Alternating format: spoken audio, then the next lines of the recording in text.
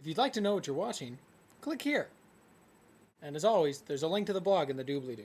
If you've been paying attention to the news recently, you know that there's a kind of a big hullabaloo in New York City right now because there's a Muslim group that wants to erect a mosque about 2 blocks from Ground Zero where the September 11th attacks happened. They want to put up this mosque and community center in order to improve relations between people in the area and Muslims. And people who are not in favor of the mosque being built are saying that it's kind of a slap in the face of the victims and the survivors of the September 11th attacks. So I have 4 brief points to consider. Point number 1, for the government to do anything except say, we affirm what the Constitution says and that anyone has a right to build a place of worship where they please, it would set the precedent that the government has control over what a religious organization can do. Point number 2, I think it's completely appropriate that the survivors and the victims of the September 11th attack feel outrage, is usually the word that has been used.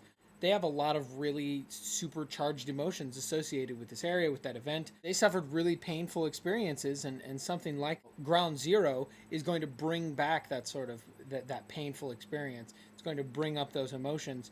And associating something else with Ground Zero, like a mosque, is just churning all of those things in there. I think they have a right to be upset and to have an opinion like that. And they also have the right to not be called Islamophobes or bigots or Muslim haters because of those feelings.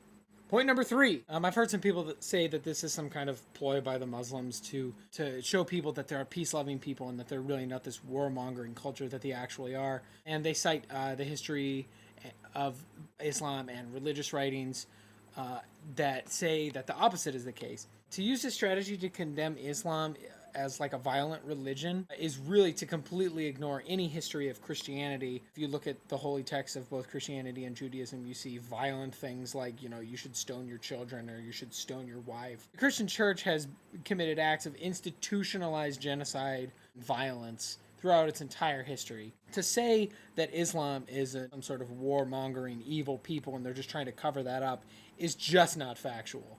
Click here to see what John Green has to say about Islam. Point 4. I think it would be a good gesture of goodwill from the Muslim community in New York City if they voluntarily decided not to build the mosque in that area. I think that it would be a good thing for them to realize this supercharged emotions of the people in that area and maybe to move it to someplace else while still extending that invitation for people to come to their community center and to understand their religion and to understand what they're all about.